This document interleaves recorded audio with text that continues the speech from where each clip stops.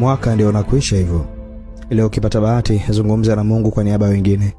Ziweke mbali dhiki za tumbo lako, mueleza waponyo wenye njaa, upendo na tumaini. Jisaulishe kuhusu zile ndoto zako za kumiliki vitu vya gharama. Leo ombea wenye ndoto ya kuiona kesho. Maradhi yametengeneza pazia zito kwenye nuru zao. Ni kweli una moyo ulioshindwa kujisamehe kwa makosa yaliyoacha alama ya kudumu hadi sasa.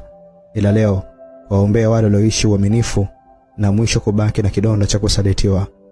Leo usiende na majuto ya kutofanikiwa kutimiza malengo yako. Nenda kawaombea wale walioenda hospital na hawajarudi tena na uhai wao nyumbani. Usiombe kuhusu zile vita za kutaka kutochukiwa na kila mtu. Wakumbuke wanaokwenda kuumia kwa kudanganywa wanapendwa. Usiombe kuhusu bahati mbaya unayoipitia kwenye maisha yako. Leo mkumbuke yule aliyekopa kwa ajili ya harusi yake na sasa amepewa talaka na deni lake liko pale pale. Usimwambie Mungu kuhusu matatizo yako. Yaambie matatizo yako kuhusu. Mwaka ndio unakuisha hivyo. Leo ukipata bahati, zungumza na Mungu kwa niaba ya wengine. Ziweke mbali dhiki za tumbo lako, mueleza waponyo wenye njaa, upendo na tumaini. Jisaulishe kuhusu zile ndoto zako za kumiliki vitu vya gharama. Leo ombea wenye ndoto ya kuiona kesho. Maradhi yametengeneza pazia zito kwenye nuru zao. Ni kweli una moyo ulioshindwa kujisamehe kwa makosa yaliyoacha alama ya kudumu hadi sasa.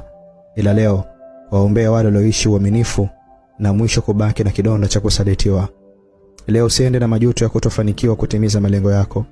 Nenda kawaombea wale walioenda hospital na hawajarudi tena na uhai wao nyumbani.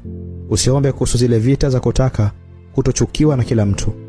Wakumbuke wanaokwenda kuumia kwa kudanganywa wanapendwa. Usiombe kuhusu bahati mbaya unayoipitia kwenye maisha yako.